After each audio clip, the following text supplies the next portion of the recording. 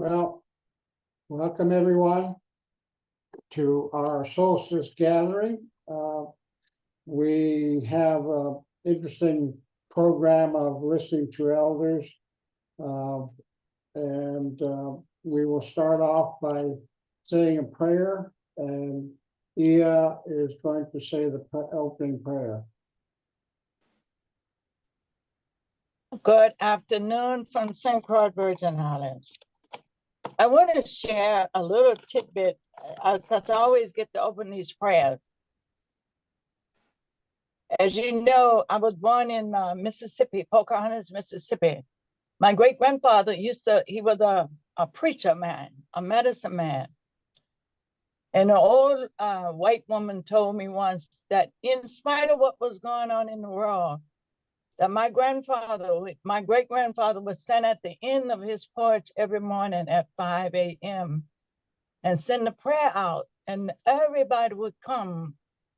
In spite of the separation and battles that was going on, they would all gather on their porch and hear the call of prayer. So the prayer is like a call to pay attention, a call to be present. So it feels like this prayer that we call in today is a prayer to be heard, a prayer to pay attention. So I'm going to offer this prayer, listening from that place of my great-grandfather. He showed up this morning and wanted to be placed on the altar, so I think he must be here. Oh, great spirit, great ancestor spirits, all the spirits who have gathered in this time and are now standing at the brink of a new daybreak,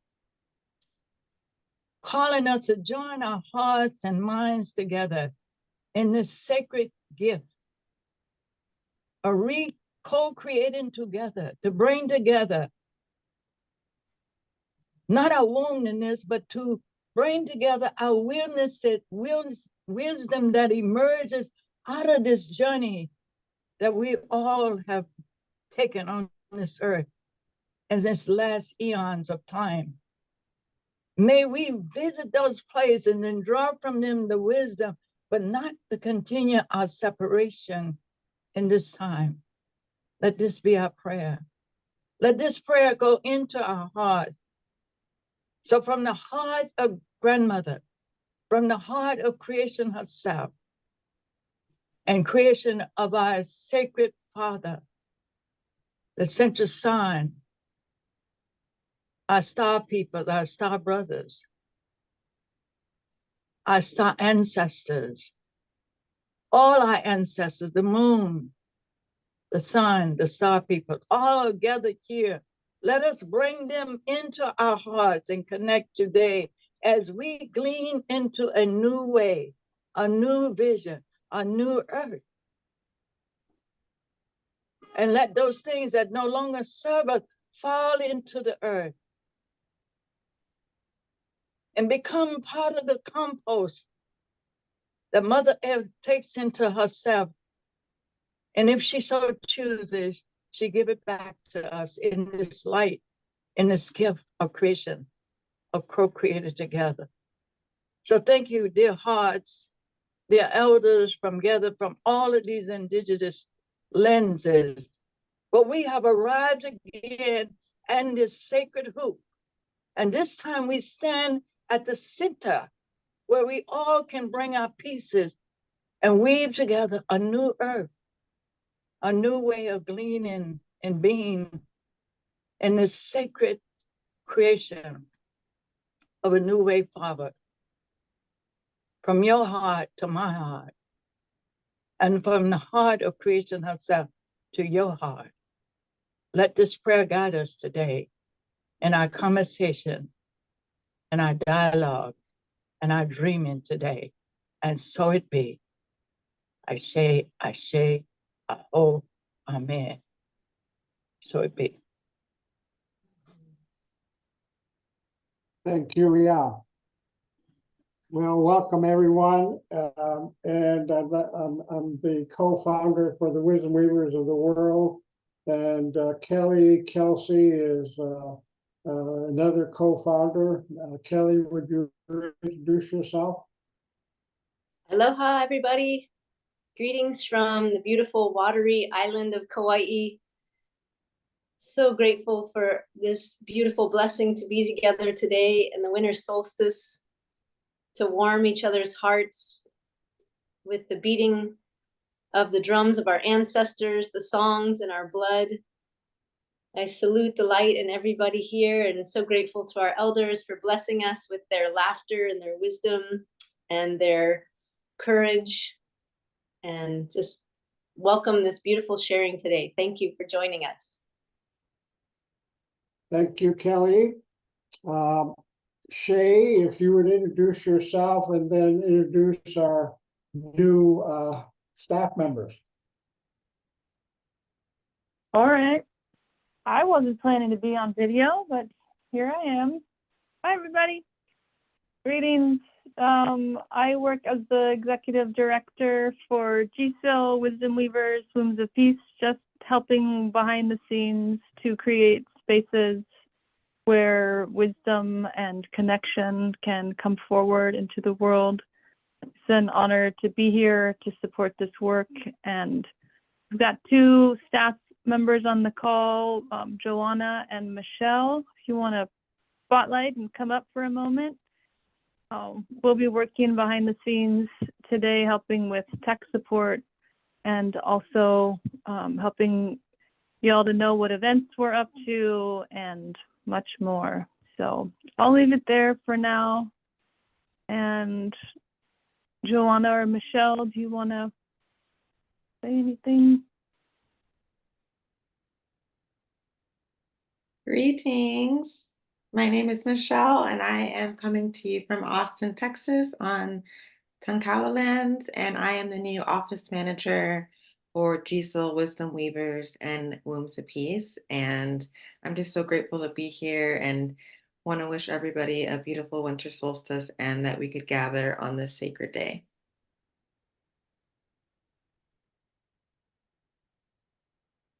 Hello, everyone.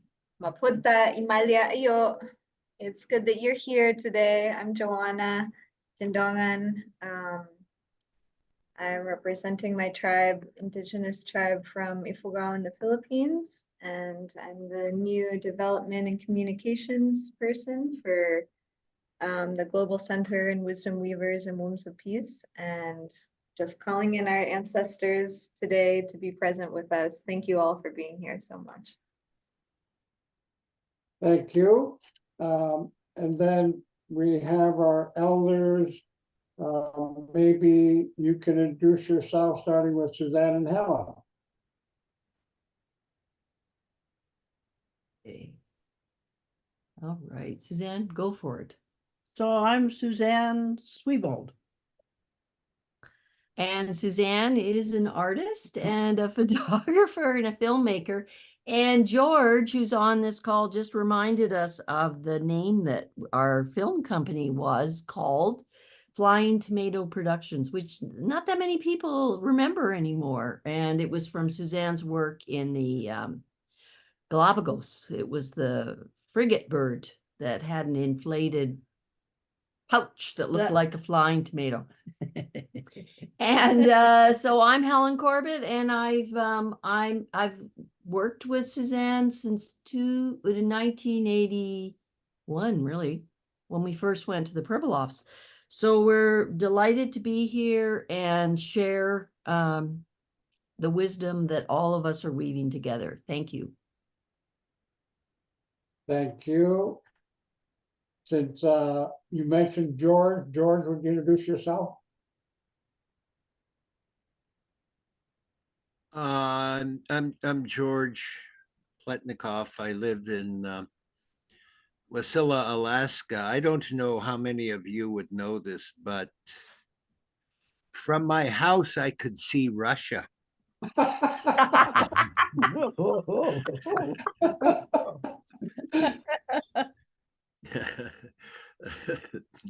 our former governor who is running for vice president with, I even forgot his name, was, she didn't say that, but a comedian on Saturday Night Live said that, and it always stuck with all of us. So, but it's kind of fun. It's good to be here. I've don't know too much about Indigenous spirituality, although I seek that and sometimes find vision and understanding, which brings me comfort. And I understand now that being with the elders is the medicine that's given to us to lift us up to the spiritual. And it's really good. It's very good. And I'm happy to be here and to see and meet all of you again. Thank you. Thank you, George. Yeah, would you introduce yourself?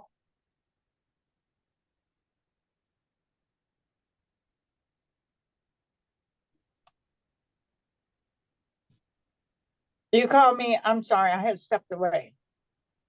Yeah, if you would introduce yourself.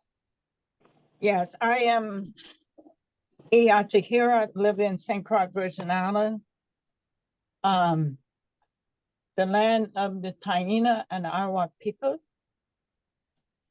I am a native of Mississippi, and I am a grandmother and a great-grandmother. And the elder community here in St. Croix, the St. Croix Council of Elders. So I am grateful to be here as part of this weaving and bringing us together to redream and revisit our indigenous knowingness, for which we seemingly, for some of us, it was unpinged. And I'm grateful to be coming back into this weaving of right relationships. But when the earth is without its elders, we should be known that it is a true sign of death itself. So I'm grateful for the elders who are here and are willing to step into this light, into this new weaving of our creation and co-creation together. Thank you. Ashe. Thank you, yeah. Ed?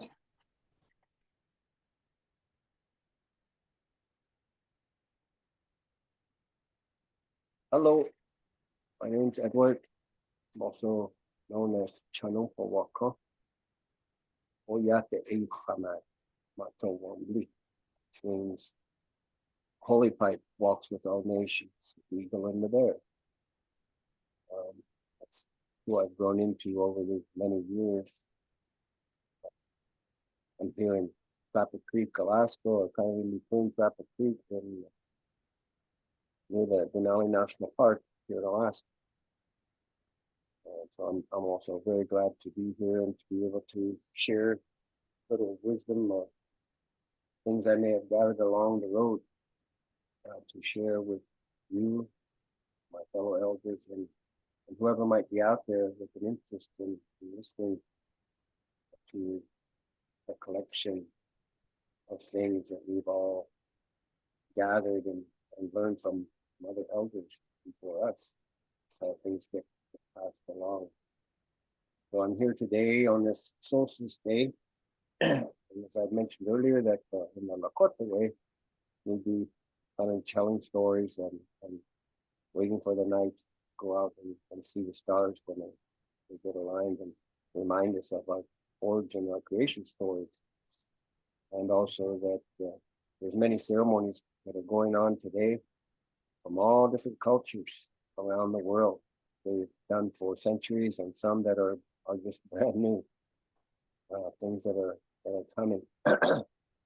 kind of new to this forum here. Obviously, this is something that's foreign to me, and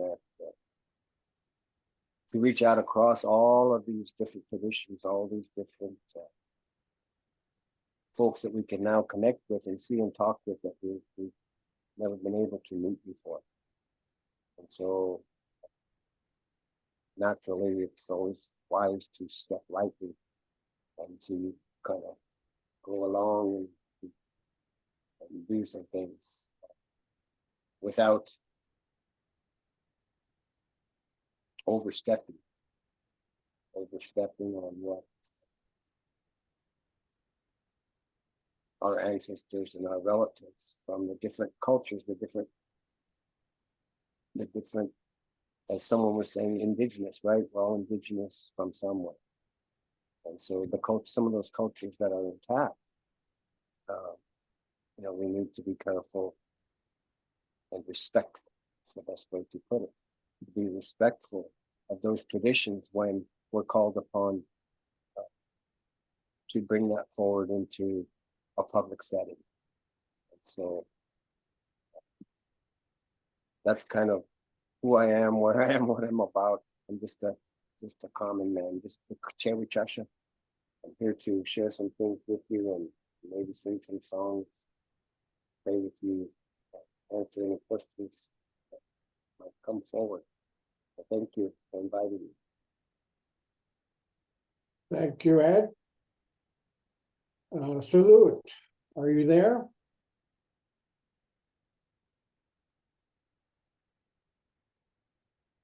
I'm here. Can you hear me? Yes, we can hear you Yeah, fine. good. I'm the only participant from Greenland. I met Larry how many years ago? 27 years ago, something like that. And it started a journey for me. At the time, I was a student of a Danish university. The last many years, I've been working for the government offices. It didn't took me quite a long time to get from a assistant to the top of the home rule government offices.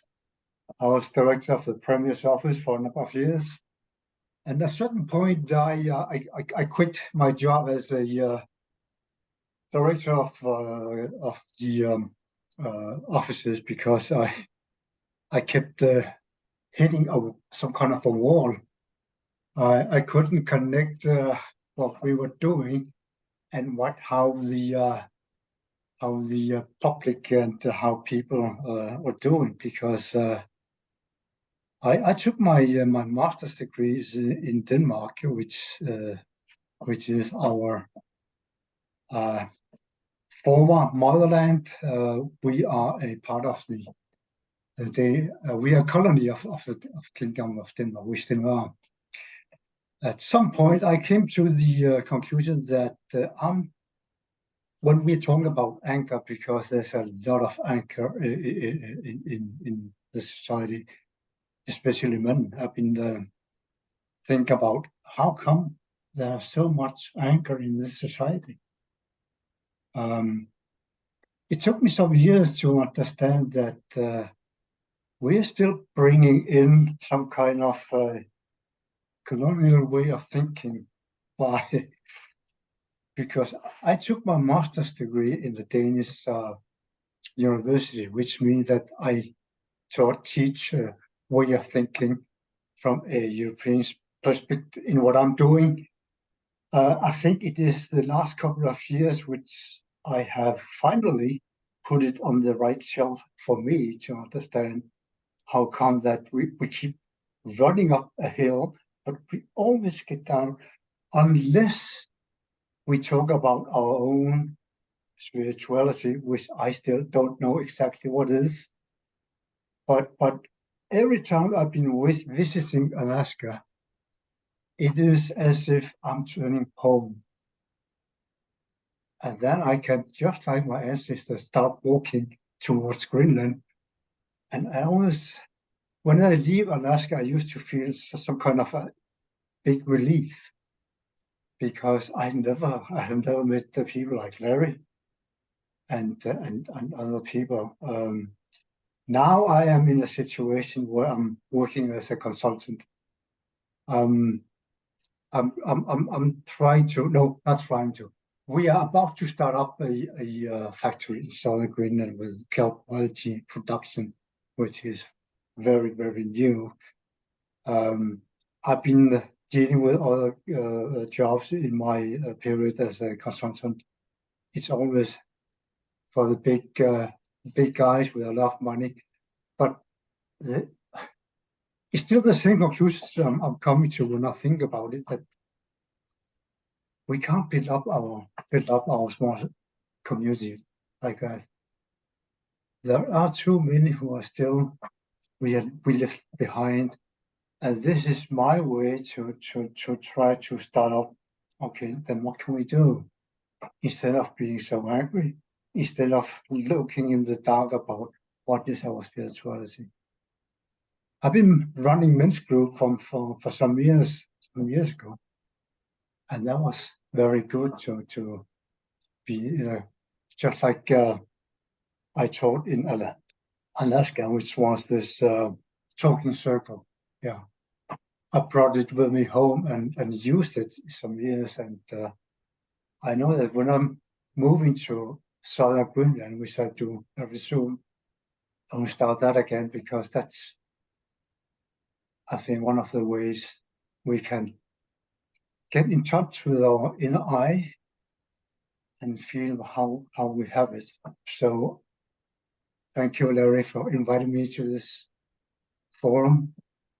I really like it when I'm seeing you all, listening to you all. I feel some kind of a very good connection with you. So I'm looking forward for the next 50 minutes because I have to go. So hi, everybody. Thank you, Salute. Catherine, can you introduce yourself?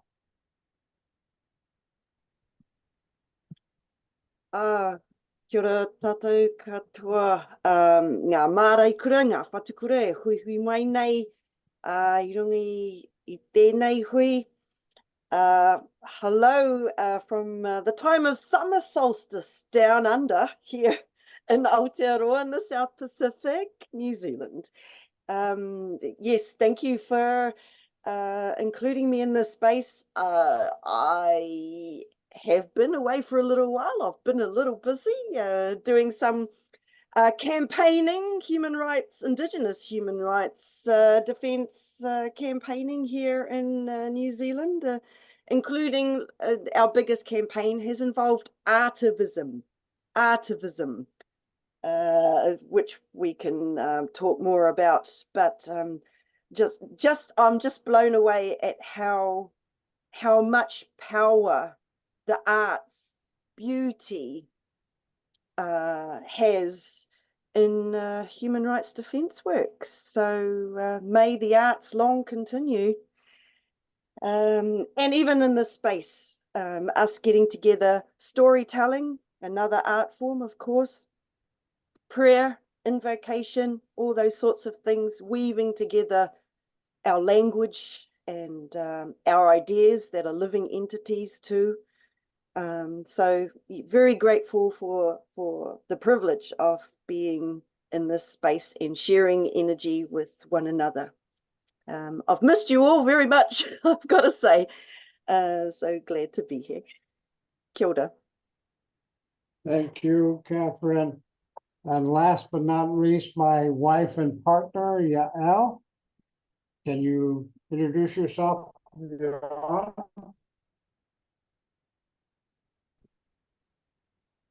Shalom, Matznia Acherot, Ve'acherim. Salam alaikum, as they say in my motherland, in Hebrew and Arabic. Hello, my other selves, or peace, my other selves.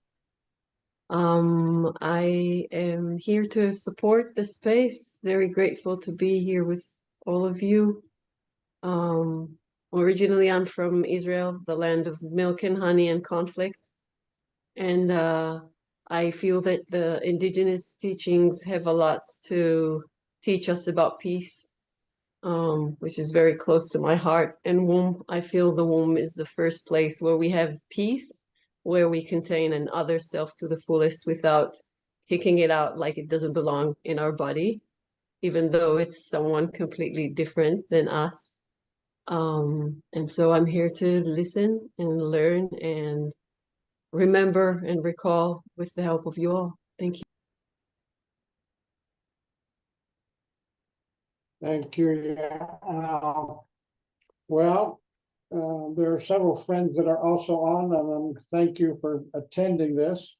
What we're going to do is have the elders just share whatever they want to share, and then we'll have a question and answer period or a comment period by everyone else. So if there's no objections, then I will start by saying Ang Wan Kenamakana Kanam Kasuda Tigunangan Wayu Nanganasarta Kuya. I said, hello, my other self, Ang Wan, which is the way our people greet each other every day. And I said, the morning tastes good, it's morning here. And that I am Unangan, which means the people by the sea. We've been in the Bering Sea for over 10,000 years and we're still there.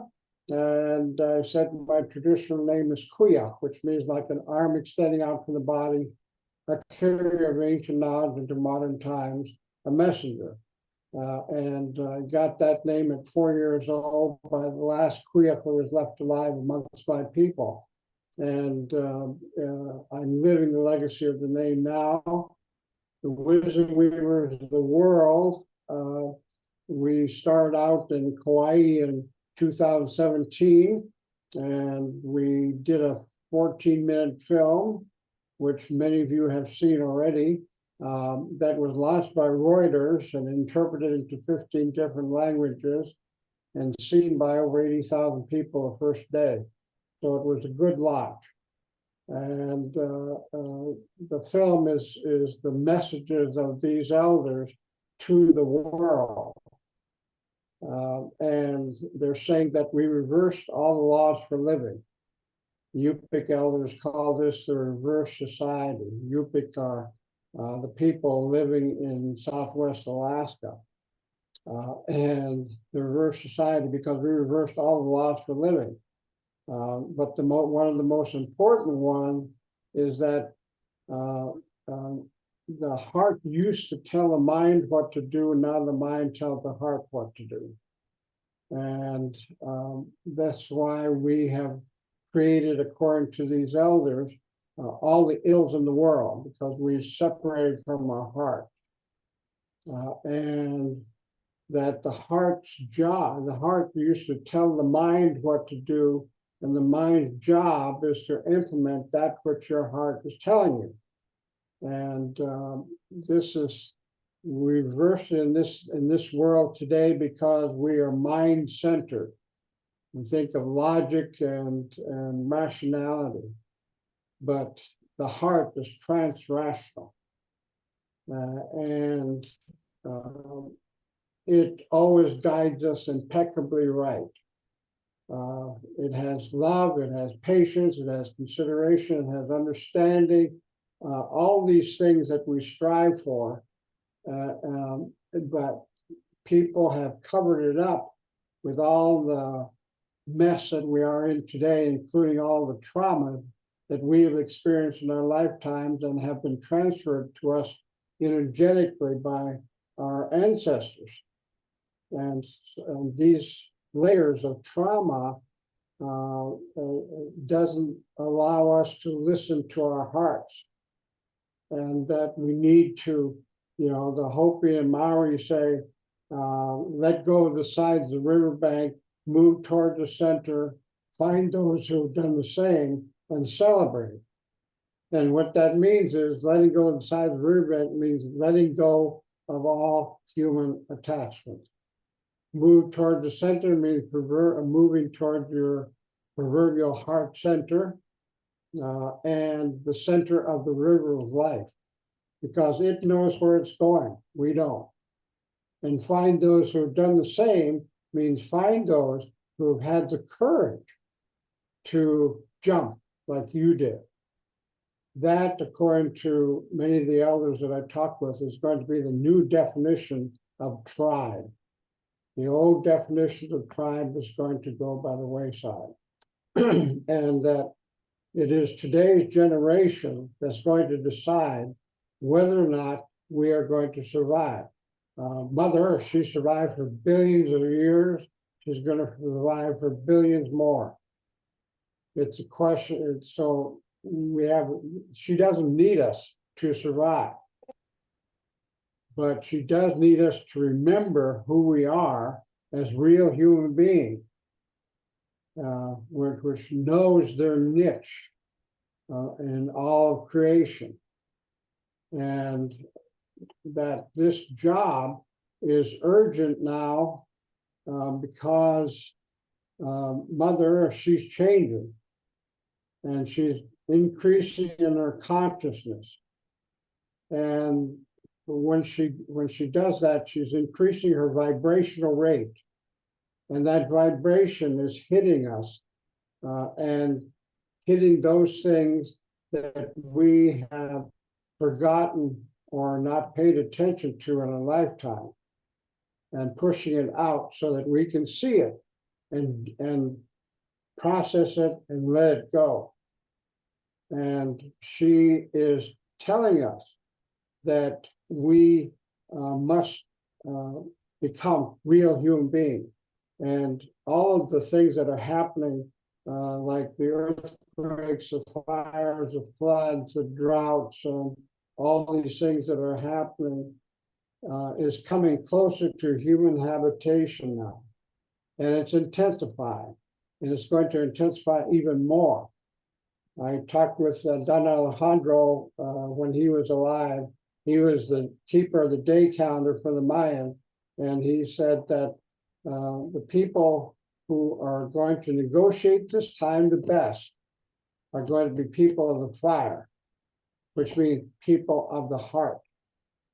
And that each of us are needed right now. Every person in the world is needed right now because we have gifts to give to the world. Each one of us have gifts to give to the world. There's no longer any singular guru. We are all gurus now. And the answers lie in our hearts. And when we get to our hearts, it will tell us those things that we must do to be a gift to the world.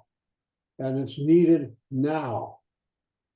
This is what the elders are saying. We must act now because we have very little time left. So with that, I'll turn it over to Kelly, and then Kelly, if you could call on someone else, and we'll go on from there. Thank you, Kuya. Oh, it's so beautiful to be here together and feel the energy of excitement of all of our hearts opening to receive more deeply. Living here in Hawaii, I've learned so much about the gift of breath. Ha is the breath. And the more I'm learning to breathe deeper into my body, to feel my bones and to feel the rhythms in my blood, so that I can truly attune with Mother Earth and with the air and the fire and the water and the earth, that I can truly be a child of creation. And I love hearing you remind me, Koyok, that we have to share our gifts now. And to me, what that means is when I hear my body or my spirit telling me or guiding me, like, oh, go sniff this flower, oh, go lay in the grass, or take in a deeper breath in a part of my lungs I've never breathed before. This is the now of arrival. This is the now of receiving the gifts that have been streaming to me for eons from my ancestors and from Earth herself. Like, may I be receptive as an instrument to receive those frequencies, to receive those song lines, just like the mighty whales in the ocean are receiving the sounds of the earth and translating them through their songs. I work a lot with the whales here in bringing humans together to sing to the whales and to sing with the whales.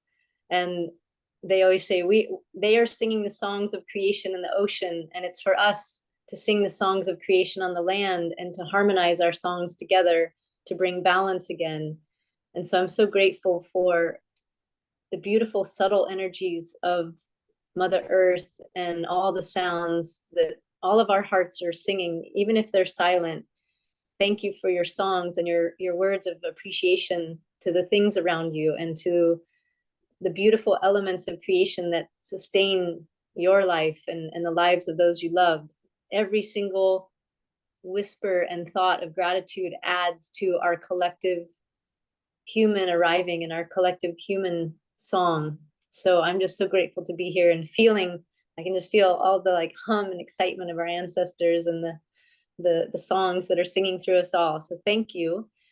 And I want to acknowledge some other elders on the call with us that haven't been highlighted yet. But I want to name our beautiful elder Celine is with us, and also my dear friend Elder Vav Simon, who's from Scotland and in England. And so I would like perhaps Celine, if you would like to share, and then after that, if you would pass it to Vav, I'd love to welcome them as well to our circle. So thank you.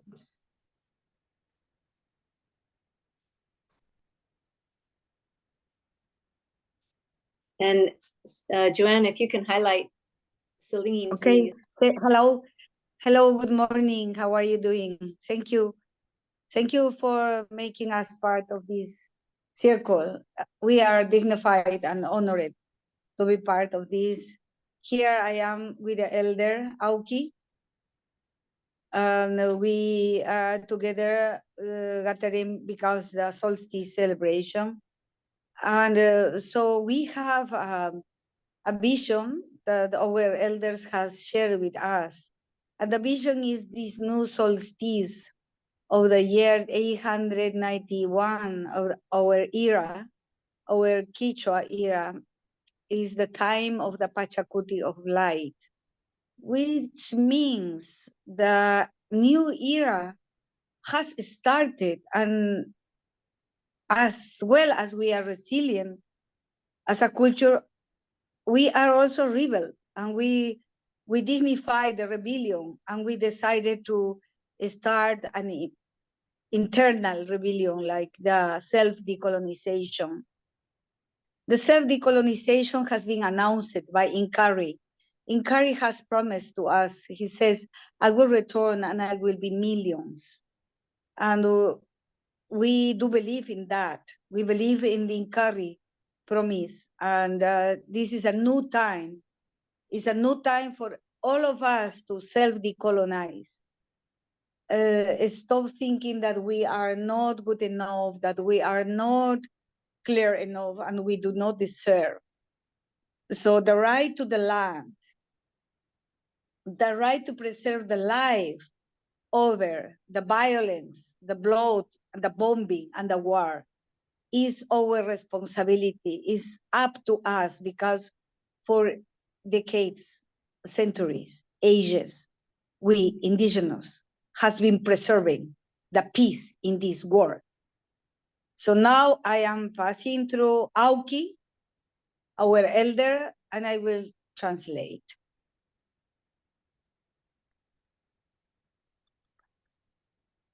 Solo da un mensaje de solsticio, yo voy a traducir, pero por partes separadas, para que yo pueda traducir. Buenas tardes con todos, los hermanos presentes.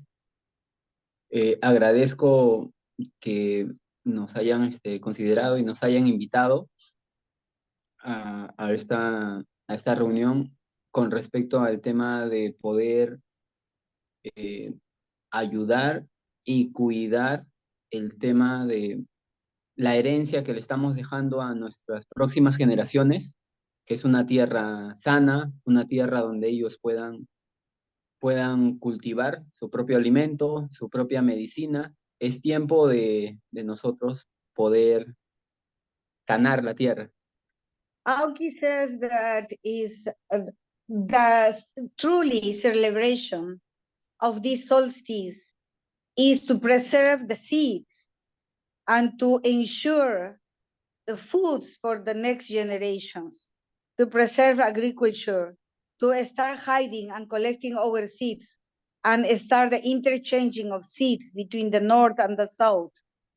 This is the real revolution. This is the real new solstice, to ensure clean water, ensure clean foods for the next generations.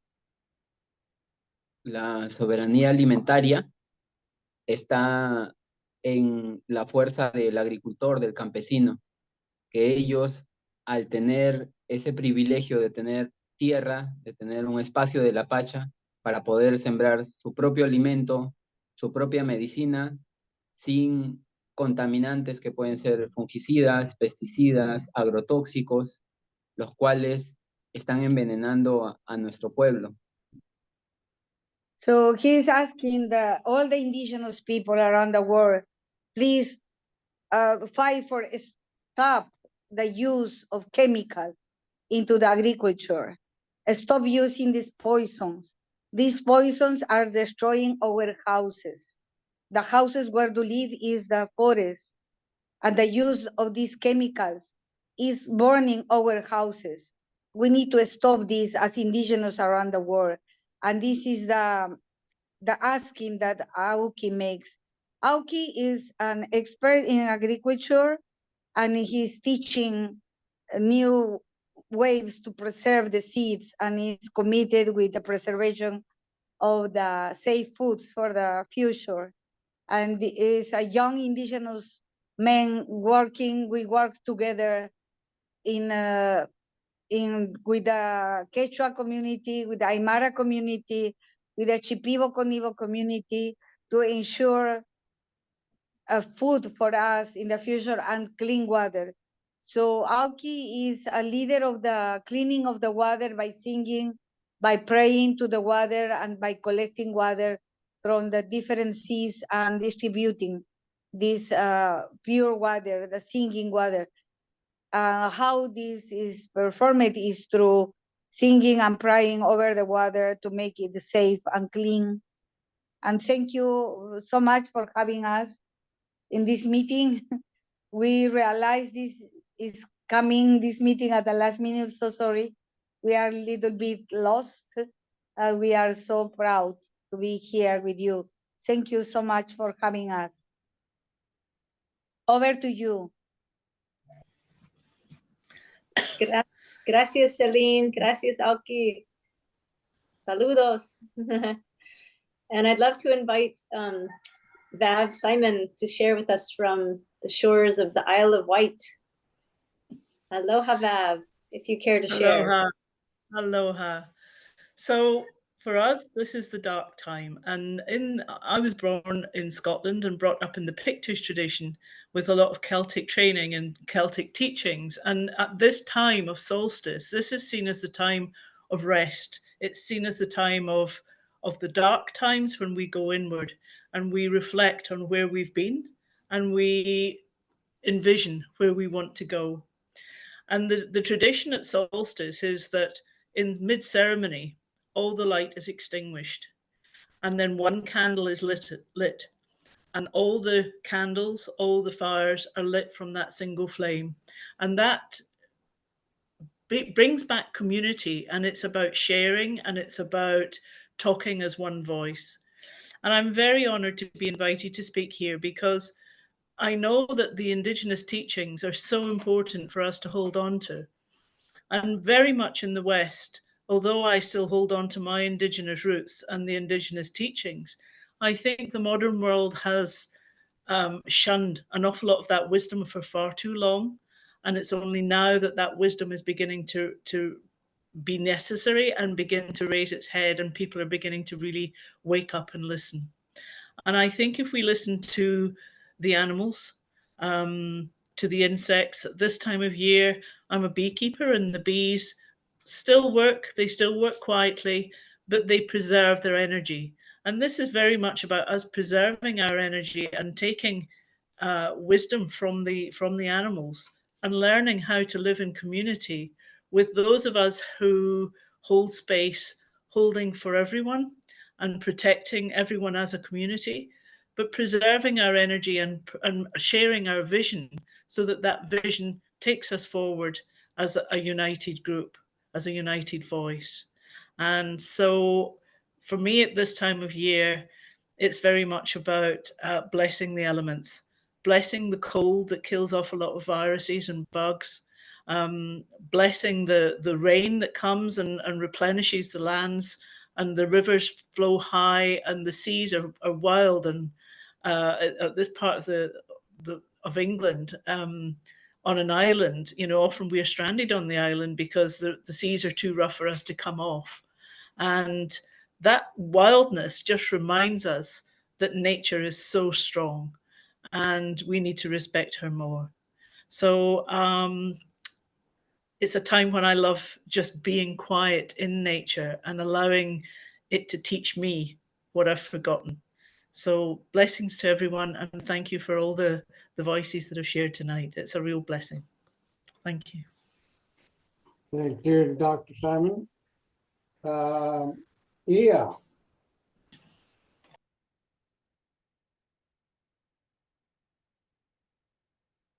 Greetings again from St. Croix d'Ortonale.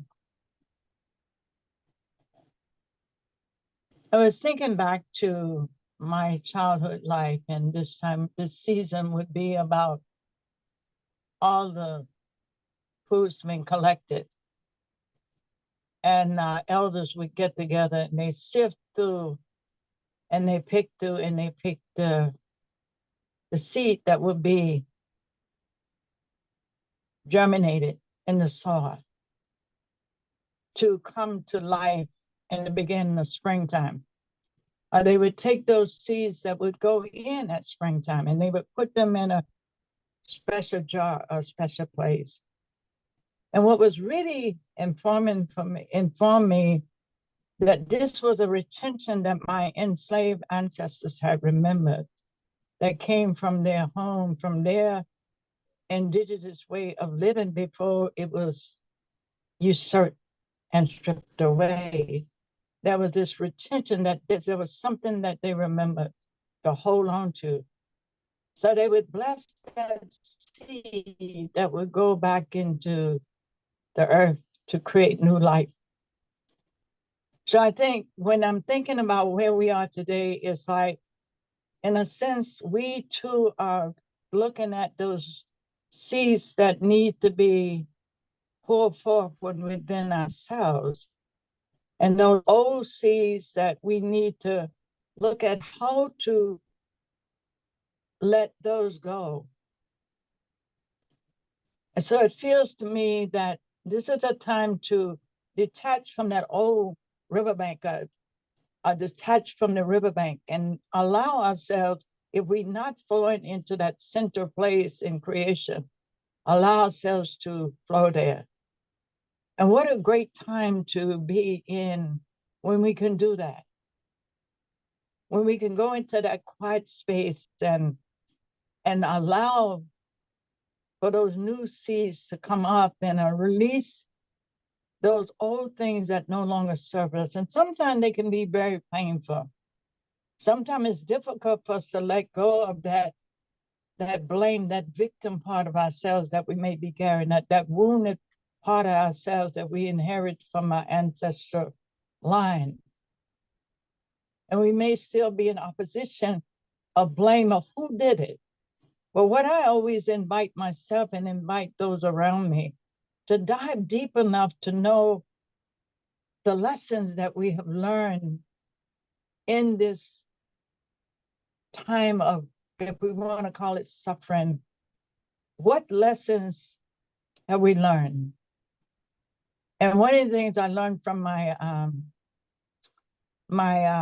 elders that practice in the Zen Buddhism and Chinese medicine is that is a way of going in that space and allowing ourselves to embody our suffering and to hold it up to the light and allow it to speak to us of the wisdom that we bring forth.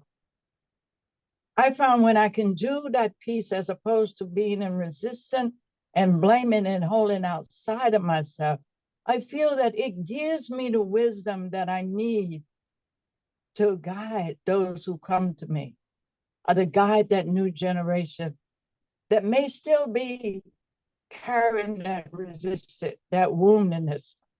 As opposed to passing it on, how can I hold it up as a lens, a light, and help them to go through it? Or how can we utilize that suffering, the wisdom that comes out of that suffering, to guide our community to a better place? And that's what I found most challenging at this time, is to be able to lend myself to that sense of bringing forth that wisdom, that light.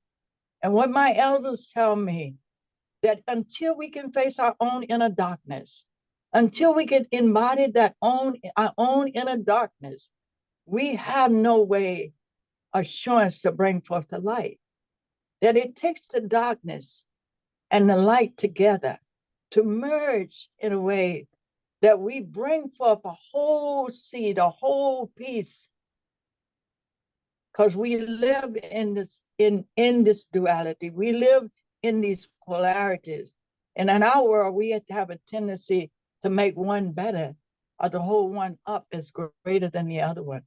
But they all are here to teach us lessons. And that's what I have learned from my ancestral journey through this diaspora, is that I could hold those who enslaved my ancestors. But not only did they enslave my ancestors, they enslaved their own soul journey as well. So the work that we do it not just for ourselves, we do it for all of creation. Because creation is an ever-evolving piece of life. She doesn't stop. And I like when Yolera said, the earth doesn't need us. We need the earth. So it's like we're returning back to Mother Earth. And in that returning back to Mother Earth, I found that it's necessary to ask for forgiveness,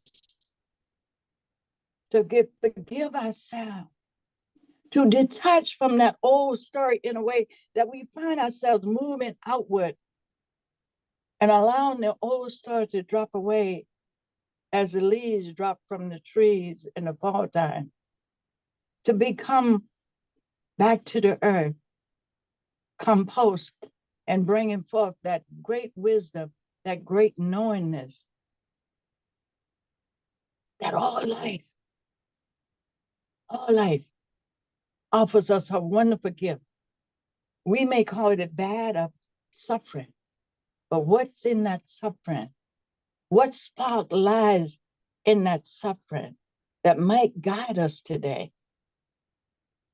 That we can embody those two sides, as opposed to blaming. Even if we're looking at the war today, what is it teaching us in terms of looking holistically at the world as a whole piece, and being able to forgive and walk this path to bring forth a new life, a new earth? Because we don't have too much choice, because we are everywhere at once. We're no longer separated. We can move anywhere in the world, and we can take this opportunity to move in a way that our ancestors weren't able to move. And even we can heal that lineage, heal that lineage, heal our ancestors. As we heal ourselves, we are also healing our ancestral lineage. And we're making it possible for that generation, that new generation, the generation that is, and the generation that come is not yet born. We are the ones. We are the ones to bring forth a new vision for Earth. We are the ones. If we don't do that, who else? Who else will? My old great-grandmother used to say, when we ask that question, you must be willing to say, here am I. I will go. I will make that difference. So today, here am I. I will go, and I will be part of that new weaving and bringing forth a new earth. I, among my elders, and all of us who hold this vision here today. I shout, I am, I'm you, and we are one, and so it be. Thank you. Thank you, Leah. Well, what Ia says is so very true, that it is up to us uh, to do what we need to do to try to help the human race survive through these difficult times. And the elders say that it's women who are going to take the lead. And the men's job is to support the sacred space of women so they can do their work. And so within the wisdom weavers of the world, we have mostly women, but we also have men. But I would like to call upon Suzanne, if you have anything you want to share. And Suzanne, by the way, is our eldest elder. I'm not going to tell him how old you are, Suzanne. She also has the oldest teeth on. I am 86. Yay! It's a great life. And one of the reasons for me that it's a great life, because I was taught very, very young. It was when I was 4 years old, 3 years old, that our minister told us at Sunday school, you are love. And he went by and pointed to each one of us and said, you are love, you are love, you are love. And I've never forgotten, because we sat there like, really? Even at that age, really? And then what happened, this was the Methodist Church way back when, the minister said, each one of you are to be in Sunday school each Sunday. And we went, oh my God, you know, what's going on, you know? Well, it was the best thing that happened, because the ministers that I had were all ones that said, ask questions, any questions. Why should I like Hitler? He killed people. And there was silence. And the minister waited and waited and waited and waited until we recognized what we were saying. Who is killing who? Whoever kills someone else is killing something very sacred inside themselves. But we never look at it this way. We say, he kills. Wait a minute. What am I killing by saying he?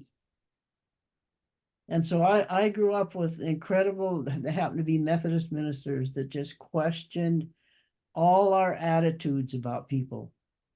And he said, the only thing that every person is, you are love. That's all you are. And that has stuck with me all my life. And I get in tears many times when I watch the news every night. And Helen says, why do you watch that news? They're all killing each other. And I said, because for each one that's being killed, I'm praying, you are love. You're not lost, you are love.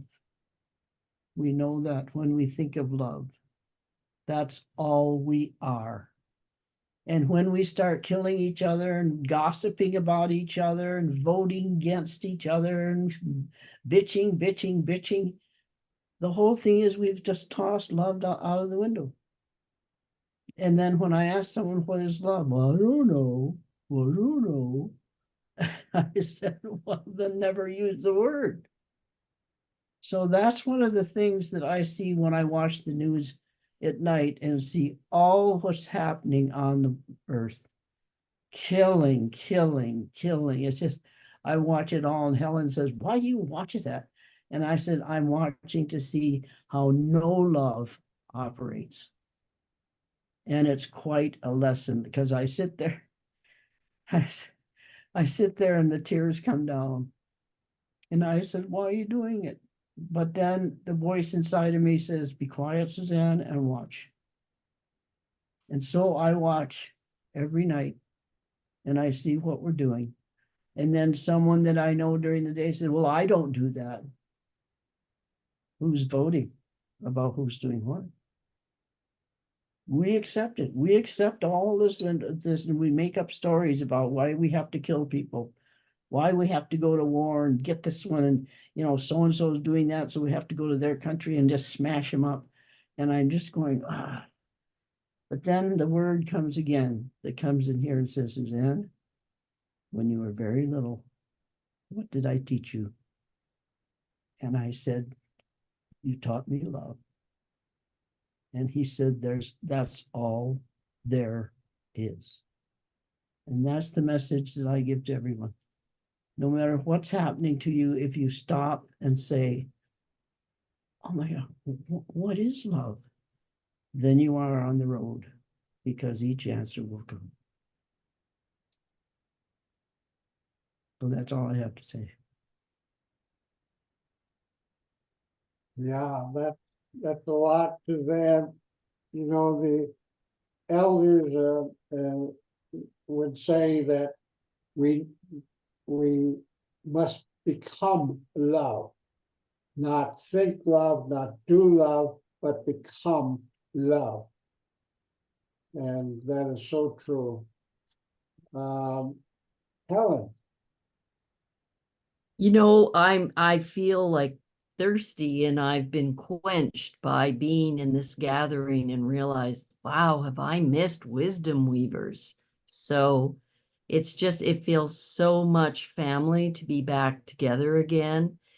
And just listening that seed theme that's been going through so many of our sharings right now is so powerful for me, because I've been really involved in a community garden here in the Rockies in Canada. And right now, we're looking at all those seeds we've preserved and getting ready there's like 170 people on this little plot of land. And we're just sifting through these and preparing to put them in when the light is fully back. And the other image I've got is when Suzanne and I first went to the Pribilof Islands. We went in the summer because we were filming seabirds, but we got very interested in the Anangan culture, and people said, oh, come back in the winter. We'll have time to talk to you. And so we did. We came back in the winter, and everything was so different. It was so dark. And what we learned was that the elders turned the lights on like maybe 6:30 or 7 in the morning.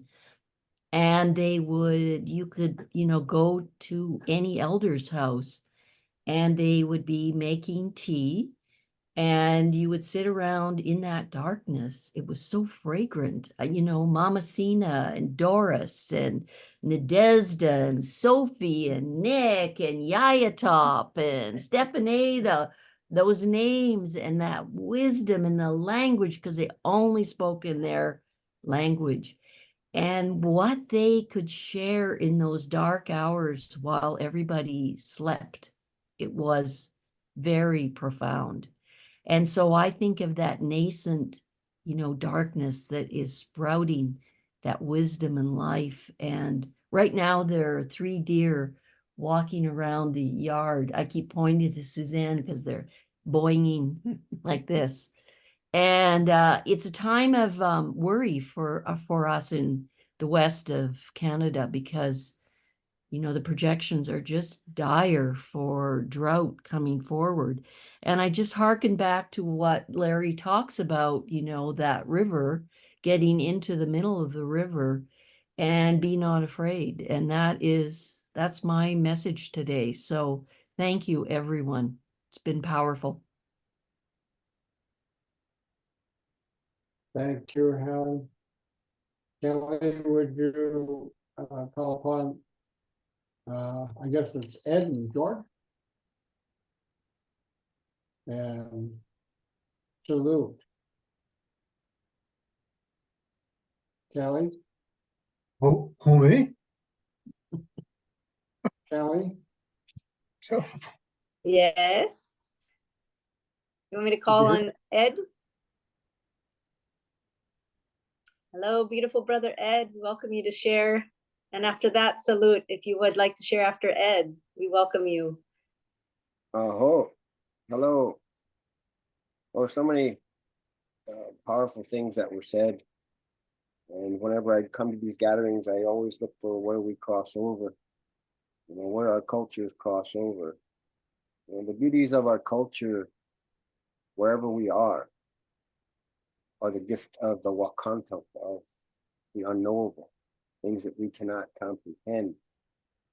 And so, as those gifts are given around the world, as they had been given in the past, to each of us in our locations, wherever we were, those are common things that are seen anywhere and everywhere about the love, the light, as the sister from Scotland was saying about the eternal fire, the candle, everything was lit from that. We used to have the eternal fire. We would take it from camp to camp to camp. It would never go out. So there's many, many similarities. And we become proud of these things, right? We become proud of these things. I think where we are having problems now in the world, when you take a look around the world today, and a lot of this, I think there's over 70 something wars going on right now. Some are religious wars, some are for resources, some may just be out of pure hate. I was on the call earlier, and the sister from Palestine was talking about her ancestors and that they were present there, and they wanted us to understand that there's a lot of pain.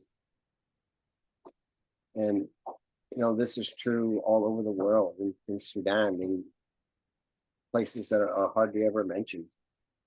Suffering, the suffering. So as we let go of the bank, like brother's saying here, of all these worldly things, this is part of the sacred path, what we call in the Lakota way of the Lakota, the Chankuluta. The Lakota is the Lakota way of being. Chankuluta is referred to as the Red Road, which is really the sacred road. When we put our feet on Mother Earth in a sacred manner. When I said earlier, that I'm Ikchewichasha. Today we interpret that as, a common person, a common man. The old time grandfathers would say that, that means when you're the original Lakota, or the original human being. And so I heard some others saying, even some of our elders, about our spirituality. We don't understand our spirituality anymore. We become separated from it because the cultures of the world now are melding. So many of our young people are of mixed, what we call mixed blood, right? I mean, this is what we call now. This is not true, because we're all human beings, but from these cultures, then we start intermixing our cultures, and so then they begin to feel like they don't fit anywhere. So we need to return. So when brother's talking about letting go of the bank, I experienced that, when I went to the hospital here recently. I had let go of everything. Anybody that's ever gone there probably can understand that. You let go of everything. And when I was gone, I was surrounded by all my helpers, all of these bears. And they were all around me. And I didn't feel nothing no more. No attachments to the earth, nothing, no desires, none of these things. And it felt so good. It was free. This was true freedom. So we strive for that here on earth, but we can't. We can never attain that because we're still just flesh and blood. So these things are always going to pull at us, and we struggle with them. So our challenge today is to try and understand that we cannot continue to insult the Wakanta, the creator, the grandfathers, our ancestors, by thinking that our culture is right. When I think that I'm right and you're wrong, this is when we grab our spears and start going to war. And if I think my religion is better than your religion, okay, now I got to do something to you. Or I got to make a law against you because you don't behave like we would behave in our culture. So that's against the law now. And now I'm going to maybe put you in jail or whatever. These things divide us when we no longer understand that the Creator, the Wakantanka, is so powerful that He gives these gifts to everyone, all around the earth. And we have to stop thinking that, oh, mine's better than yours, mine's the right.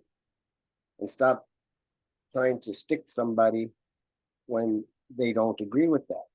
How do we, I guess you'd say, begin to limit our hypocrisy? Where, I have saying, I like to say, my hypocrisy only goes so far. We have to try and define that and keep shrinking it. Because it's easy to talk about love. It's easy to talk about light.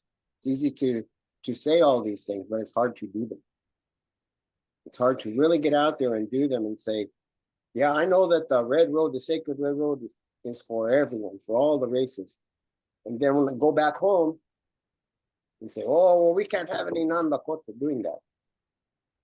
So we have to believe or we don't. We have to understand that the Creator created everything, all of us, of every race, of every culture, of every way of living. In every place, He gives us the food that we need. We look around the world today, we're harming each other. I've said this before, but I'll say it again. We used to talk to the animal nations because we are the youngest of all the creation and the most ignorant. And we're proving that every day, how ignorant we are. But you know what? Our relations are getting tired of us. Why do you think these animals are attacking people? I see it every day in California, in the parks, everywhere. Here in Alaska, the fish in the sea. Why are they coming? They're no longer tolerating the ignorance and the entrance and the disrespect of the human beings. They're get back from here. Why you keep coming? You never stop. Why can't we hear that? Why do we not hear it as human beings around the world? Why do I not hear my brother when he says his way? Why cannot I not love him and his culture? This is something I try to share with young people who come looking when we're in ceremony and helping them to find their truth. Your truth in the end comes back to what everyone here has already said about light and love. All of the great presences, the spirits that have been blessed to come here to say some of those things and remind us about love, to be the Aboriginal, to be the original human being, the Ikchewichasha, as we were when we were in our environments. When we were in those environments, we could feel the spirit of the land, feel the spirit of the water, feel all of these things in order to exist. When we separate ourselves from them through our own creations, now we're becoming nose blind, ear blind, eye blind. You can't hear, see, smell, or anything anymore of all of that wonderful creation. As things get worse and worse and worse, the struggle is going to be, continue to be for the resources, for the water. When you're talking about water, the purity of water, the water of life, we cannot exist without water. We're spirits, but our bodies cannot exist without water. So how, whether it's the seeds being taken, now they're all modified here. You guys can have these modified ones. They don't produce nothing next year. So come back and see me again. Maybe I'll give you some more, and maybe I won't. As opposed to this preservation of the seeds.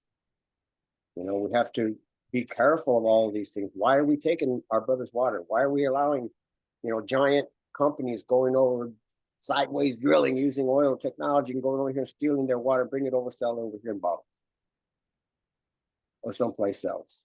So these resources, you know, we're approaching what some estimate to be the limit of human beings on the earth that Mother Earth can literally support with those resources. We need to think hard, you know, and our young people need to limit their hypocrisy.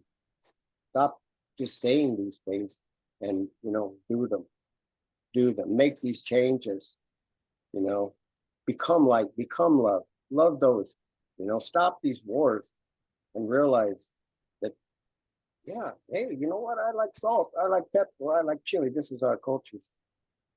We have to like everyone and stop thinking that I'm right, you're wrong. I'm bigger, you're smaller. These things are not from the Wakantanka. These things are from our own minds, as my brother's saying, our own fears. You know, some of it relates back to survival. The need to survive in our human bodies. But when we really truly understand that we are spirit, and Sister Selene was, you know, and others, we're star people. You know, I love what Catherine said. You know, it's summer solstice over there, and we're winter. This is another truth, fundamental truth. What's reflect, you know, here on the earth is reflected in heaven. It's also reflected here on the earth itself. You know, it's just the opposite over there, over here. But it's all one. So when are we going to finally acknowledge that and limit our own hypocrisy so that we might become love and light, the things that we all know that we need to be, that we want to be, that we claim to be? When we hold this up and say, oh, this is the big black book, this is that, oh, this is the religion, or I'm singing, you know, all races, all four directions. But we have to live that. We have to really mean it and not use it, exploit it, abuse it. So this is the words that I have to share today on this. As I heard someone earlier saying, you know, the light, the solstice now, it was Selene who said that, yeah, from this is starting a new period of light. So during this new period of light, reflect on your own behaviors and start there so that we can really start to love one another and grow from there. Change these things, change this destruction. I hurt every day, just like Suzanne's saying here. Maybe when you get old, that's what happened to you. You know, you start getting empty, you start letting all these other things go. And when you do that, now you can let some real stuff in. What's that? Oh, that's the pain. Oh, that's all them little kids over there that's got blood on their face because you think you're right. Mm-hmm. Their ancestor just got blown up, or you killed them, or whatever, because you think you're right. Feel that pain, let it in. I get all these things, let it go, get rid of it. And now this can come in and become, I'm now hollow. And all that pain can come in through me. And then when I pray, and when I sing, so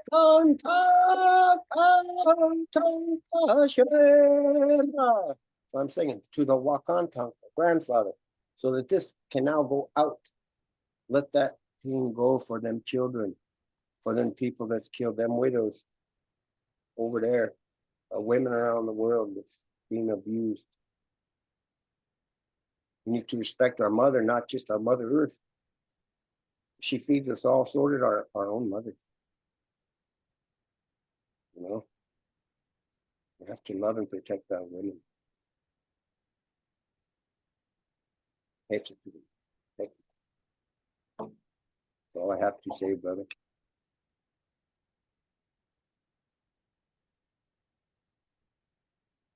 Thank you.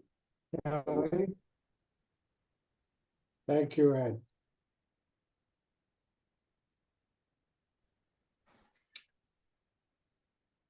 Yeah, we're so grateful for all these beautiful sharings. It feels like we're going into the roots. Guys, I don't have a list in front of me. Which other elders are here? If anyone feels called to share. Yeah, well, Soren, do you have anything you want to say to this? And Yeah. then maybe George?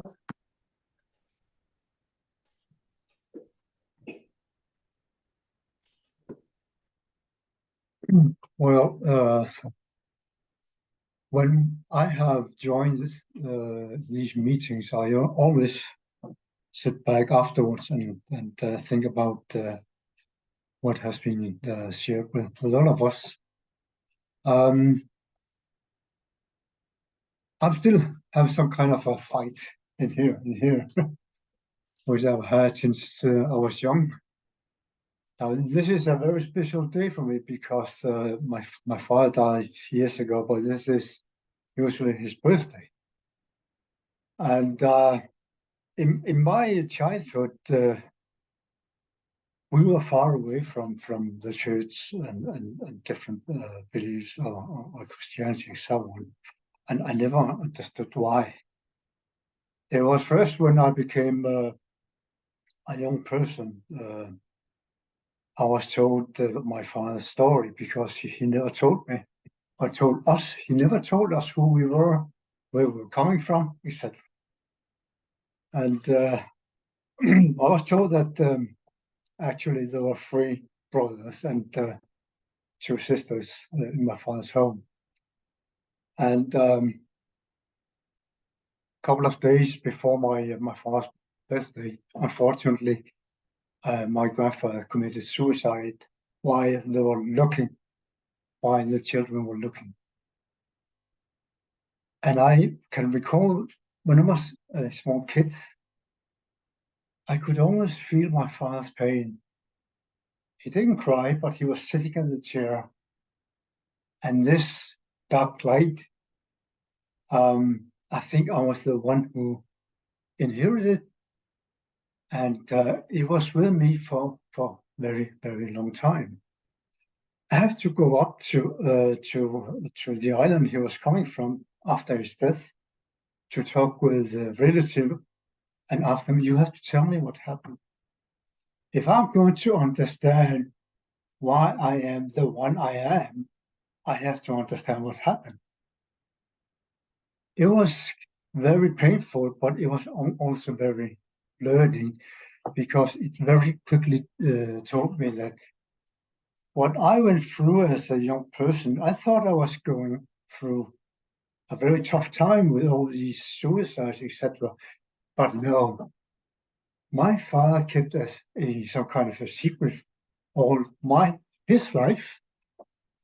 He never told us what happened, but he was always very sad during this time, including the Christmas, unfortunately. But when I understood what it was, I could start living with it, accepting that's the way he was. He didn't want to give us or give me the feeling of being in darkness. I think I removed it when I joined the men's group where we're talking about being angry and looking inside of ourselves to understand why we are the one we are. It was as if a black cloud over me, it disappeared those days, where I could talk freely about what my upbringing was.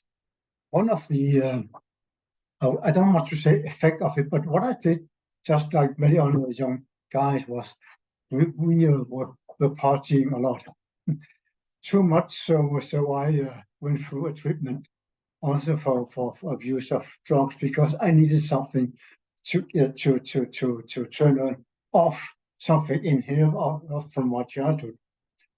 Nevertheless, I went through a treatment, and I will never recall. I will not recall. I will never forget one day after therapy, the therapist asked us to talk about pain, anger, and when I started talking about it, she said, "Okay, time is up. All of you other guys, you have to go. Sulut, you stay." And I did. So when I started to talk about my fear, my anger, something happened I can't explain. It was as if, how do I put it?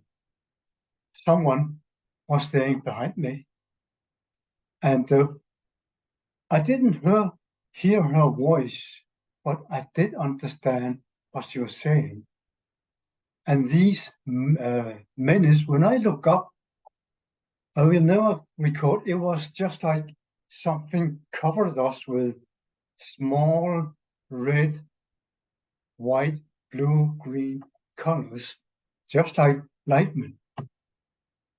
And what I still keep thinking about was that I was thinking that even the rocks are something living, love everything, including small stones or whatever.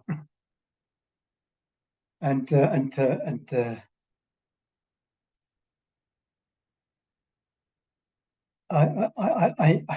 will never forget the power which came through me. And sometimes I keep looking at all these colors while she was talking. And when she finished, and then she said, "Sulu, time to get home." And then it disappeared. But when I walked out of the room where we had this therapy, I think I was the world's most happiest person, because she could see that when we went into to have our dinner, and she said, "Sulu, I want to talk with you." And she said, "Look, don't look deeper into what it is. Just have it with you for the rest of your life. It might help you, but don't try to go into it what it is." And this day today, when things are getting difficult, I remember these. I don't know how long time it was, because time just stopped, and this very powerful something stood beside me. So in my life, my wife died because she was sick. I crashed with my paraglider shortly after and survived. And at the same time, I was trying to have these jobs I've had and taking care of the kids. But I will never forget the power it was, but also the joy, the love. It was so powerful. So it took me years to learn to live with it. But it taught me that whenever I'm in trouble or something very difficult going through my life, I don't know whether it was God or whatever it was, but I survived with it in so far. I know that when I am in trouble, prayer helps. Despite of that, I didn't have that in my childhood. So I would like to say to every young person, also when I'm moving down to Southern Greenland to start up this production with young guys, look, never give up.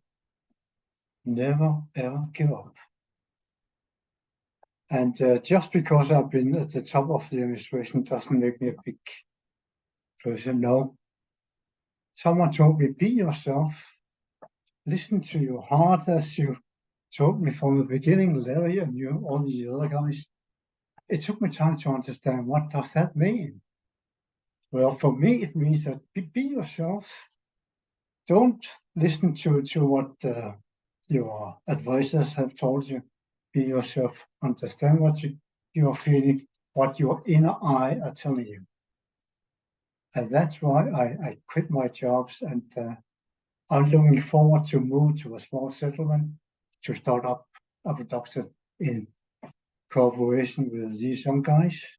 I have it as if I'm going home, despite of this town is my home, but it has become the capital for many years. So it's not a place for me anymore. I really look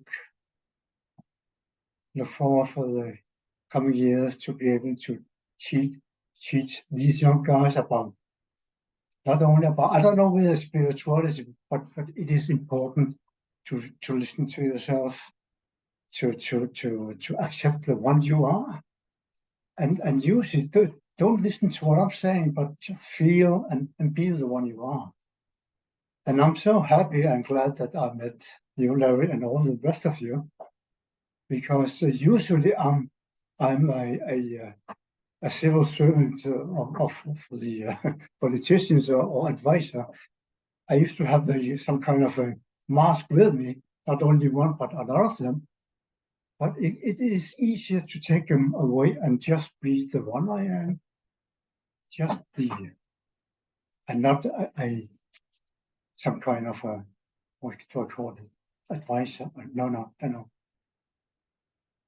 So I have to go in a couple of minutes. Thank you so much to invite me, and thank you all of you to share, to be able to share this in a closed group. And I'm looking forward for the coming meeting too. So take care, everybody. Okay. And Merry Christmas to all of you. Thank you, Salute. And last but not least, my buddy George.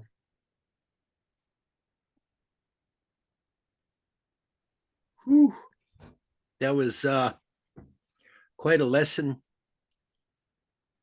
that was given to all of us by all of you. And it left me thinking that amongst all that we are somehow being told to do or need to do, you need to love one another, or you need to be forgiving, or you need to be compassionate or merciful. Amongst all of those things that somehow have definitions, and somehow they have also different definitions. Well, what do you mean by love? What does love mean? What does forgiveness mean? And we get really riled up in that. Everybody needs to love, okay, but don't tell me how to love, and don't tell me what to love and how I should love, and so on. I was thinking that amongst all of those, the one thing that all of us have that doesn't need any explanation or any teaching, it just is something that we contain. And that is the condition or purpose, or however we want to say it, of being calm. To be calm. We can't say, well, you got to be peaceful. Well, what does that mean? I mean, how am I supposed to? But calm, nobody has to tell me how to do that. And there's no cultural definition for it. But in a calm condition is when I think everything necessary begins to come to us. Suddenly, we are aware of loving one another. Maybe as Jesus taught, maybe as Muhammad taught, maybe as our parents taught, maybe as our cultures taught, but we're aware of it. I,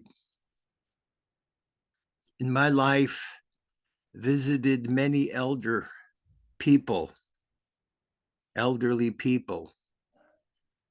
and the one trait that they all exhibited was being calm. Nothing riled them up, and nothing frightened them. Nothing is somehow an emergency, that somehow we have to do this now. I know.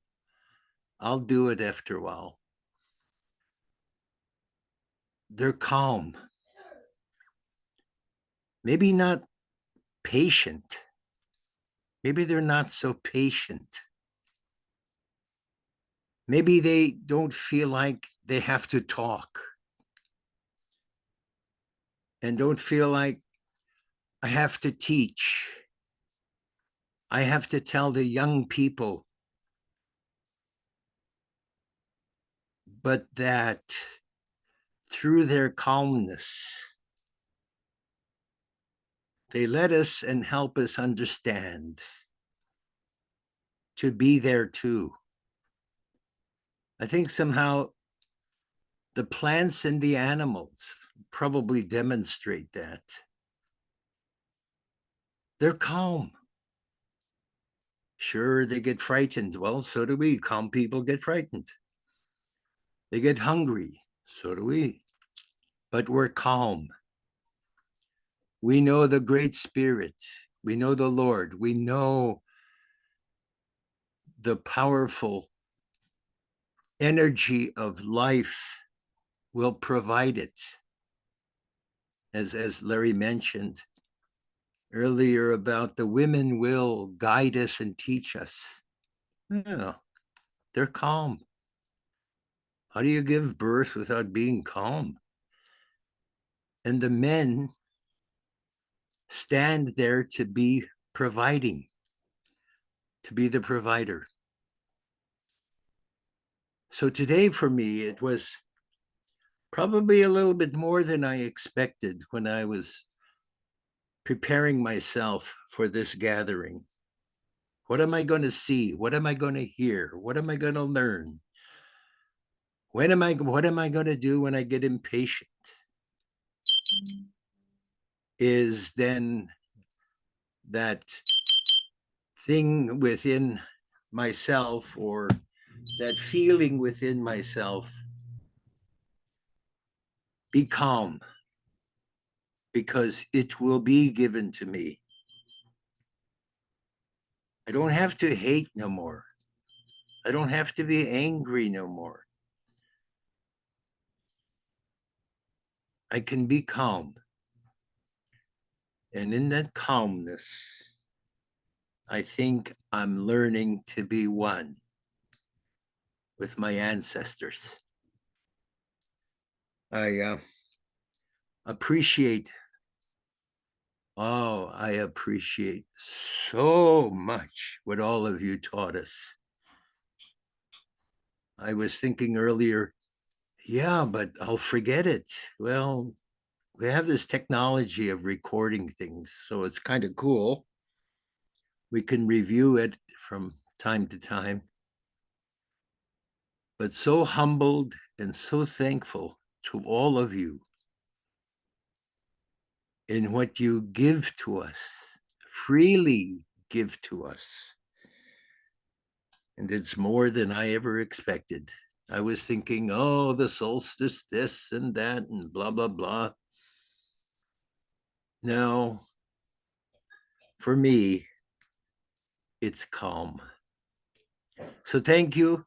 I will look forward to seeing you and talking with you again on continuing our work.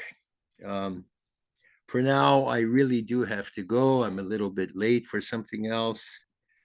And I hope to see all of you again, and God be with you. Thank you, George. Yeah, well, I like, I second everything that you said about our elders. They're amazing. And so now we'll just open it up. We've got about 15 minutes left to hear people with their comments or questions that you might have. There's no stupid question. And so we'll just open it up to anybody and everybody that wants to say something.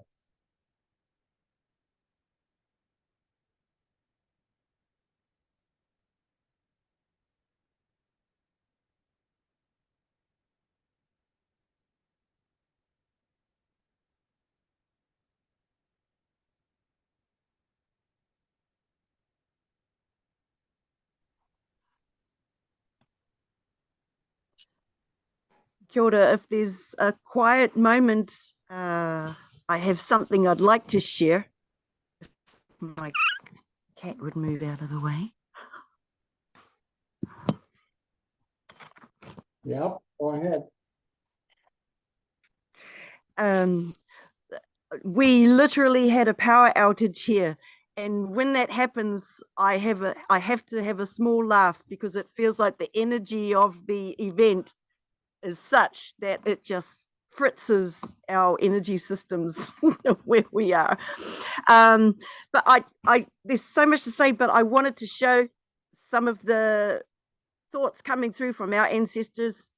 The first one is Earth Mother. So I pulled 3 cards. The first one, Earth Mother. That needs no real introduction. I think we've spoken a lot about the importance of Papa Tuanuku. That's our word for Earth Mother. And the connection to her that is weakened, has been weakened. So we need to strengthen that. And Ilarian, you talked about that. The second card I pulled, so Papa Tuanuku is an ultimate matriarch. But we also talked about our men who need to help and defend us.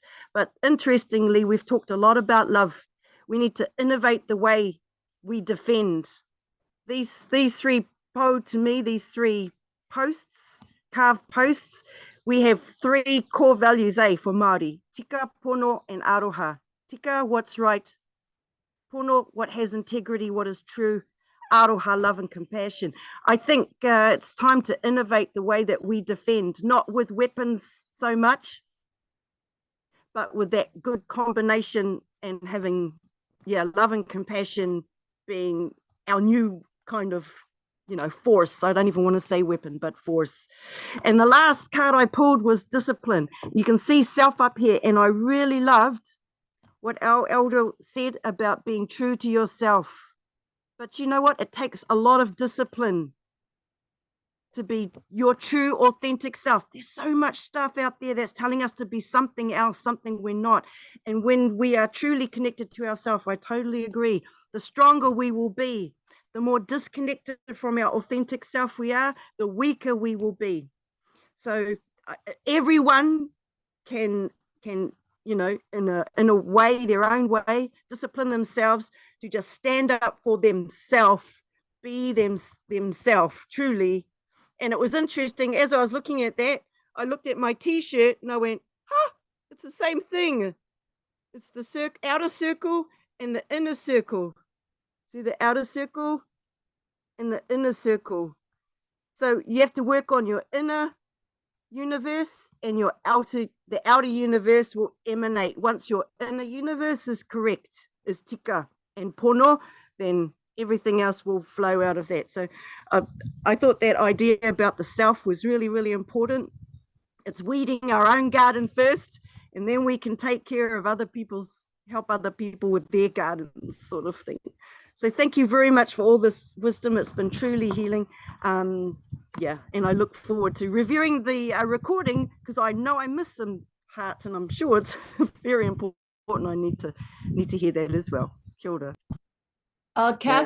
Catherine, somebody's asking what deck you are using, and I'm thinking it's your own art, but there's a question here in the chat.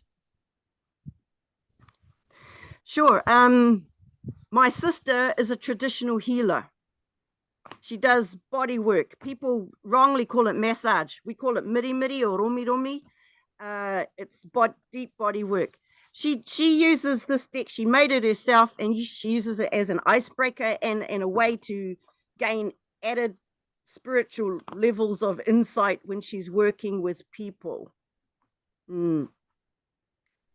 I can ask her if she's got any spare ones. I can maybe hook you up. But really, again, it's being true to yourself. Here's the thing. We just talk about being true to yourself. This works for us because it's full of like Māori concepts, right? But you find one that works for you, hey? Be true to you. We've got artists in this circle. Oh, so that would be my advice. Okay, thank you, Catherine. My wife and partner just pointed out that we've got a couple other friends with us. Ginny, do you have anything to say? It's kind of you to ask. I feel a deep inspiration from the messages today, and I would just remind us. You know, we come sometimes in our cultures. We think of spirituality and everyday life as different things, even practiced on different days or something like that, right? You know, this is what we do on Sunday or Saturday, but regular life is like this. But what I feel into in this circle and in this moment is how every moment, every engagement, everything has both spirit and matter, both spirit and energy, both spirit and, right? And so this new world, this heaven on earth is only a breath away. Find it in this moment. Yeah. Thank you. Thank you, Jenny. Cynthia?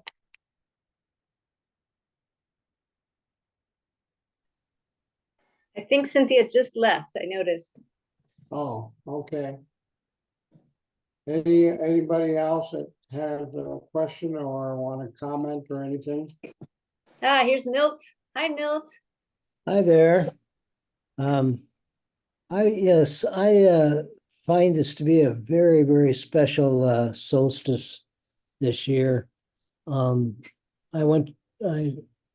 attended the solstice this morning, the solstice ceremony of humanity rising.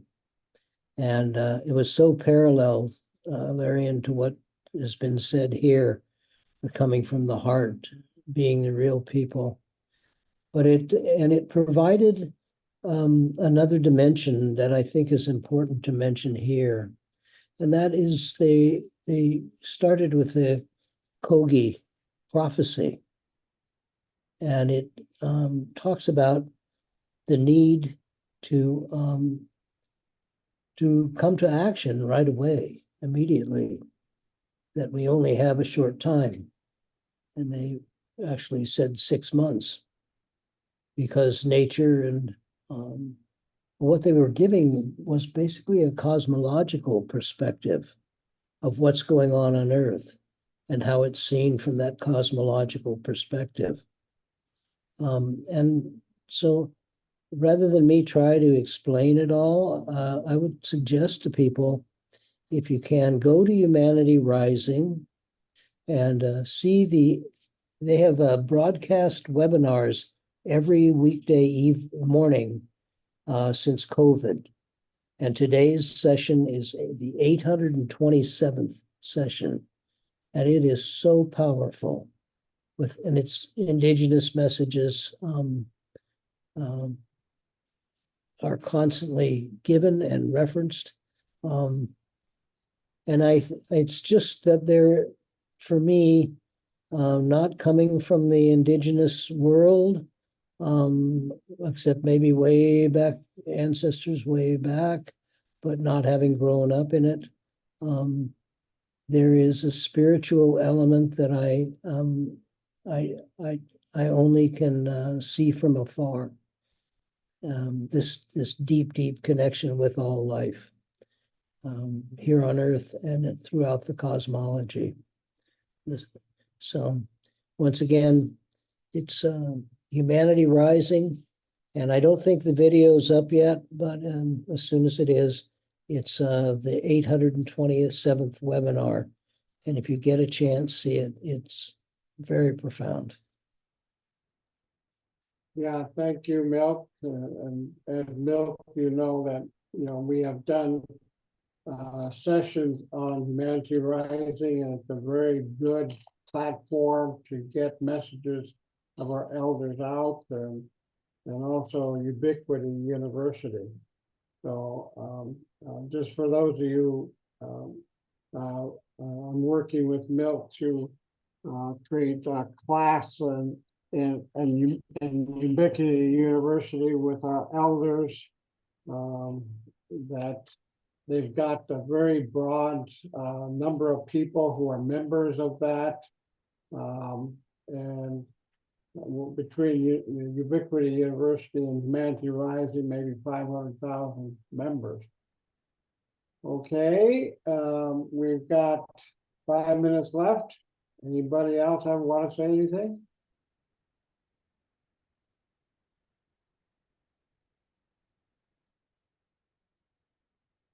Okay, well, if not, Kelly, you have any final words? This, my heart is so full with so much love, so much wisdom, with the fullness of feeling everybody connected right now. And thank you, Milt, for weaving us to that other circle that's happening. I know all over the world there's so many convergences, and I was also told today that there's even some big governmental shifts of bigger disclosure of our connection with our star ancestors on a federal level happening today. And I read a astrological report that this part of this solstice is we're in alignment with the great central sun and galaxy center. And I just love this theme of the calmness and returning to center, and the seed of the self, and just really so excited for the blossoming of the flower of each life that's present here today, and all the circles of the flowers of life that are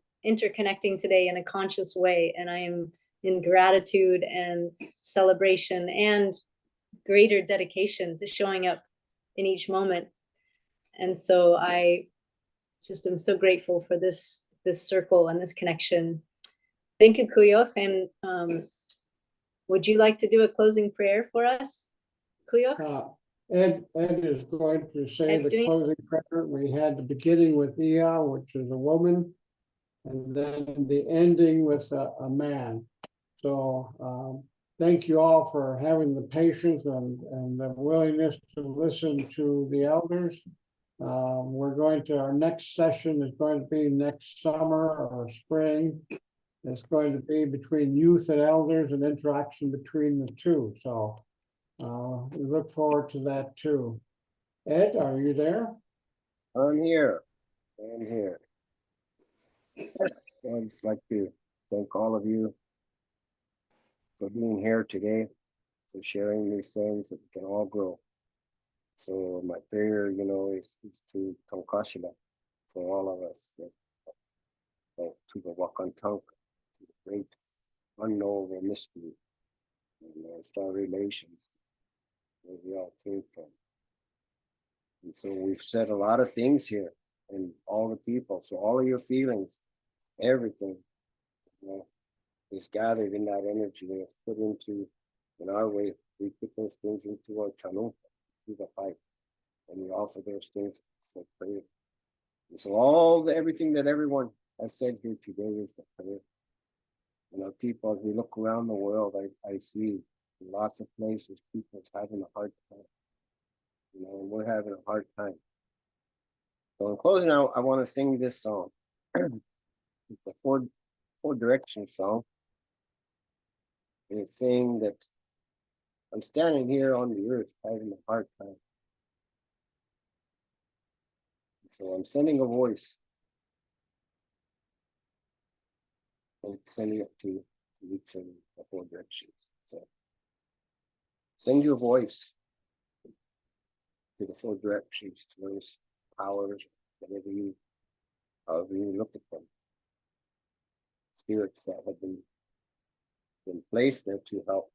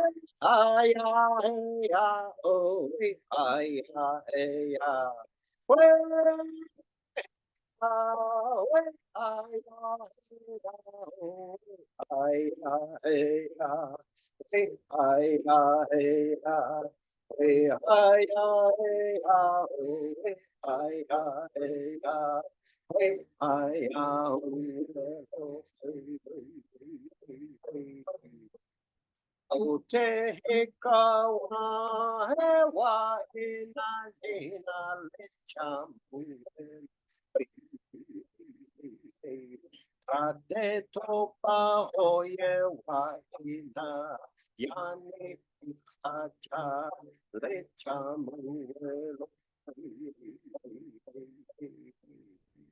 Otehikawa hewa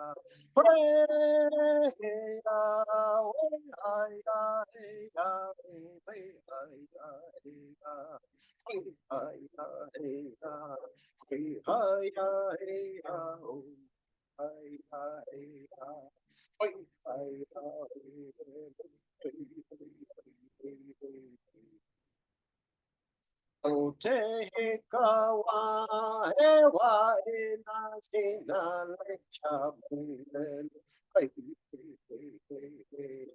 Ate topa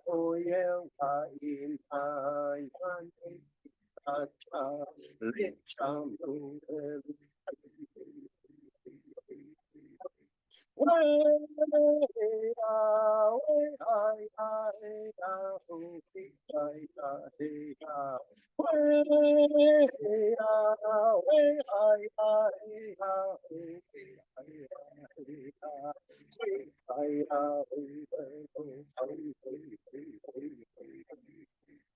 Otehikawa hewa ina shina lechamuel. Ate topa hoye wakina yani pikacha lechamuel.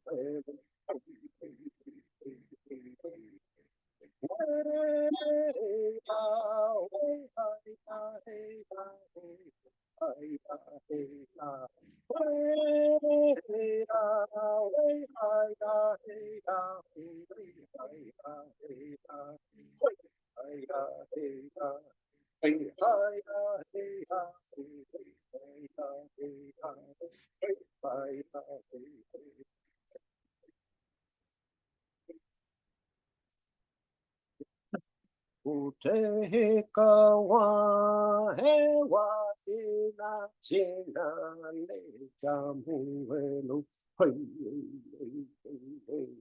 Tate topa hoye wa ina yani pikacha lechamuelu. I'm